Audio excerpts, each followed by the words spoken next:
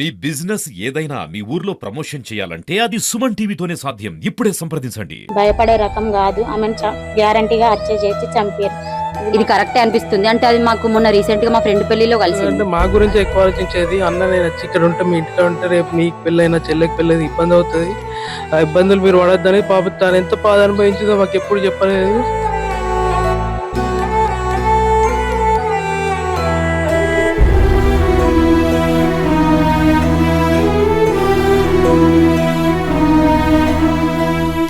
కొన్ని రోజుల క్రితం అది ప్రెగ్నెంట్ ఉన్నప్పుడు దాని అత్త మామ వాళ్ళు కూడా ఆమెను ఇబ్బందులు పెట్టినట్టు చెప్పింది మాతో. ఆమె చాలా వరకు ఆమె జీవితం గురించి ఎన్నో కలలు కన్నది, కానీ ఆ కళలన్నీ కళలైపోయినాయి. ఆమె యొక్క భర్త కర్కశత్వానికి ఇవాళ బలైపోయింది అశ్విని. పెళ్లి చేసుకుంటే కొంచెం ఆలోచించి మాత్రం మీరు నిర్ణయం తీసుకొని చేసుకోండి. గుడ్డిగా నమ్మైతే చేసుకోకండి. చాలా చిత్రహింసలు పెడుతున్నారు, నేను ఇబ్బందుల పాలవుతున్నాను అని చెప్పింది.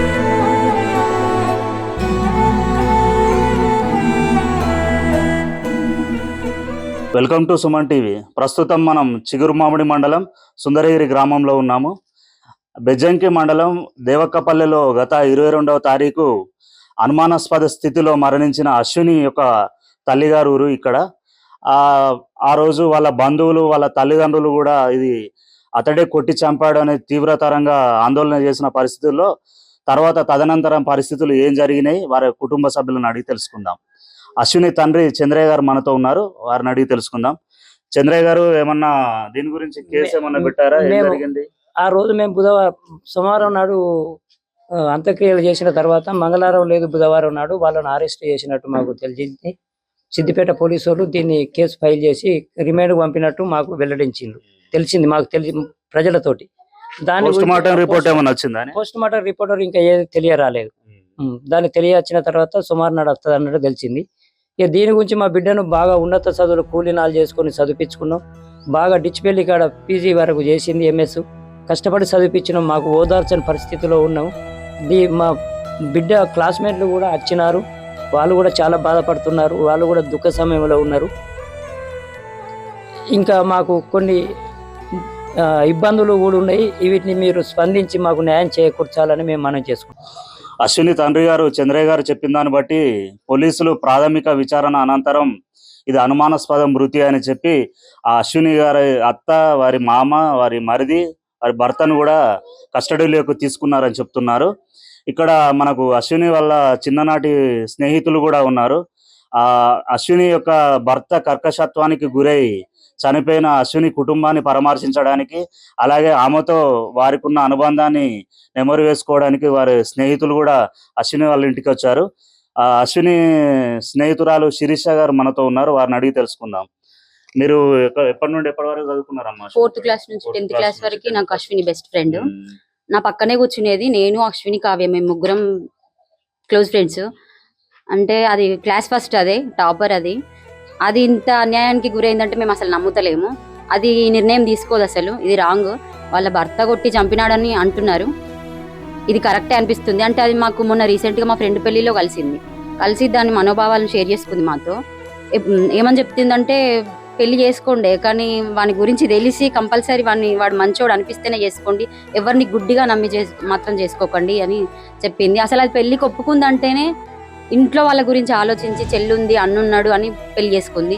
అది దాని గోల్స్ ఏంటి అంటే గ్రూప్స్కి ప్రిపేర్ కావాలి, సివిల్స్ రాయాలి అని దాని గోల్స్ ఉండేవి. అది ఎంఎస్సీ చేసింది యూనివర్సిటీలో. కొన్ని రోజుల క్రితం అది ప్రెగ్నెంట్ ఉన్నప్పుడు దాని అత్త మామ వాళ్ళు కూడా ఆమెను ఇబ్బందులు పెట్టినట్టు చెప్పింది మాతో. మొన్న రీసెంట్గా మా ఫ్రెండ్ పెళ్లిలో కలిసి పెళ్లి చేసుకుంటే కొంచెం ఆలోచించి మాత్రం మీరు నిర్ణయం తీసుకొని చేసుకోండి, గుడ్డిగా నమ్మైతే చేసుకోకండి, చాలా చిత్రహింసలు పెడుతున్నారు, నేను ఇబ్బందుల పాలవుతున్నాను అని చెప్పింది. అంతే. ఇప్పుడు ఏది లేదన్న వార్తను మేము జీర్ణించుకోలేకపోతున్నాము. చిన్నప్పుడు మాతోటే ఉండేది అది, కానీ అది మాత్రం ఇంత నిర్ణయం తీసుకోదు. అశ్విని మరో స్నేహితురాలు మనతో ఉన్నారు, వాళ్ళ చిన్నప్పటి నుండి చదువుకున్న స్నేహితురాలు, ఆమెను అడిగి తెలుసుకుందాం. ఏమైందమ్మా, అశ్విని ఎప్పుడన్నా మీకు ఈ మధ్యలో కలిసారా? ఏం చెప్పారు? రీసెంట్ గా మా ఫ్రెండ్ మ్యారేజ్ అయితే వెళ్ళాము, అందరం అక్కడే కలిసాము. అక్కడ తను చెప్పింది ఏంటంటే,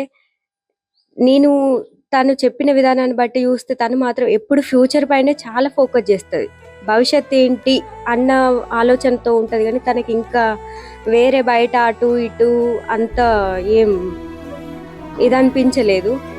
అది చెప్పాలంటే ఇంత తాను సూసైడ్ చేసుకుంది అని అంటే అది నమ్మలేని విషయం అనిపిస్తుంది. తను చాలా డేర్ పర్సనే, కానీ ఇట్లా మాత్రం చెయ్యదు తను. అశ్విని వాళ్ళ ఇంటి దగ్గర వాళ్ళ పక్కపొంటి వాళ్ళు చిన్నప్పటి నుండి ఆమె యొక్క పరిస్థితి మొత్తం తెలిసిన మానస గారు ఉన్నారు. వారిని అడిగి తెలుసుకుందాం అశ్విని ఏ విధంగా ఉండేది అందరితో తెలుసుకుందాం. నా పేరు మానస. అశ్విని భయపడే అమ్మాయి కాదు, మంచిగా ధైర్యంగా ఉండేటామె. నేను చనిపోతానైతే ఎప్పుడు అనలే. మా ఆయన పని చేయడు అక్క, చేయకున్నా కూడా నేను భయపడను ఎవరికి. నా కొడుకున్నాడు, నేను స్కూల్లో మీ వాళ్ళతో పంపించాను, నేను ఇక్కడ జాబ్ చేసుకుంటా, మా వాళ్ళకి కష్టం కానియ్యా అని మా ఇంటికి వచ్చి చెప్పిన రోజులు కూడా ఉన్నాయి. మా ఆయనను అన్నయ్య జాబ్ చూడని, మా ఆయన కరీంనగర్ ఎత్తాడు, అన్న జాబ్ చూడు నేను చేస్తా అని చెప్పింది. చెప్తే కూడా చూసిండు, ఇంటర్వ్యూకి కూడా పోయింది. చిన్న ఆయన అక్కడ స్కూల్ వేసినాక పోతానే అంతలోనే వాళ్ళ ఆయన తీసుకుపోయిండు. ఆయనతో మంచిగానే ఉన్నారు, మంచిగానే ఉంటుండే అక్క. ఇప్పుడు ఆయన ఇట్లా చేయనప్పుడు వచ్చి జాబ్ చేసుకుంటా అని చెప్పింది. కానీ ఆమె భయపడే రకం కాదు. ఆమెను గ్యారంటీగా హత్య చేసి చంపారు. ఇది మాత్రం మాకు తెలుసు. అశ్విని అన్న అనిల్ మనతో ఉన్నారు, వారిని అడిగి తెలుసుకుందాం. చెప్పండి, మీ చెల్లెకు ఎన్ని సంవత్సరాలు అయితే పెళ్ళి? అప్పటి నుండి మీకు ఏమన్నా సాధక బాధకాలు ఏమైనా చెప్పుకున్నారా? మా చెల్లెకి 2020లో పెళ్ళైంది. అప్పటి నుంచి వాళ్ళు అట్లానే బతుకుతున్నారు. చెల్లని చేసుకున్న మా బావగాడు కూడా ఏం పని చేయకపోతుండే. మా డాడీ ఇక్కడ డబ్బులు పంపిస్తుండే, వాడు ఏం పనిలకు కూడా మేమే పైసలు కొడుతుండే. ఒక అడ్డ కూడా కొనిచ్చిండు, ఈఎంఐ కూడా కట్టకపోతే నేను నా ఫోన్లోకి వెళ్ళి కట్టిన రోజులు కూడా ఉన్నాయి. తను ఏమంటుందంటే మా గురించి ఎక్కువ ఆలోచించేది, అన్న నేను వచ్చి ఇక్కడ ఉంటే మీ ఇంటికాడ ఉంటే రేపు నీకు పెళ్ళైనా చెల్లెకి పెళ్ళైనా ఇబ్బంది అవుతుంది, ఆ ఇబ్బందులు మీరు పడొద్దని. పాప తను ఎంత బాధ అనుభవించిందో మాకు ఎప్పుడు చెప్పలేదు.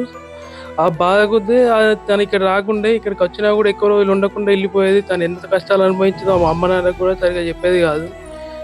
తను ఏమంటుందంటే ఆయన చదువుకున్నా, నా అన్న నాకన్నా జాబ్ చూడు, నేనన్నా నా కొడుకుని చదువుకుంటున్నా అన్న రోజు చాలా ఉన్నాయి, చాలాసార్లు చెప్పేది. తన భర్త తనను ఎన్ని చిత్రహింసలు పెట్టినా కూడా ఆమె ఎవరికి చెప్పుకోకుండా, సరే అతని దారి అతనిదే, కానీ నేను నా కొడుకున్నాడు, నేను నా సొంత కాళ్ళపై నిలబడి నేను ఏదైనా జాబ్ చేసుకొని అయినా ఏదైనా పని చేసుకొని నేను నా కొడుకును నేను సాదుకుంటా అని చెప్పి ఉద్దేశంలోనే ఆమె ఉన్నట్టుగా కనబడుతుంది. ఆమె చాలా వరకు ఆమె జీవితం గురించి ఎన్నో కలలు కన్నది, కానీ ఆ కలలన్నీ కలలైపోయినాయి. ఆమె యొక్క భర్త కర్కశత్వానికి ఇవాళ బలైపోయింది అశ్విని. ఆమెకు న్యాయం జరగాలని కోరుకుంటూ కెమెరామెన్ శేఖర్తో శ్రీధర్, సుమన్ టీవీ.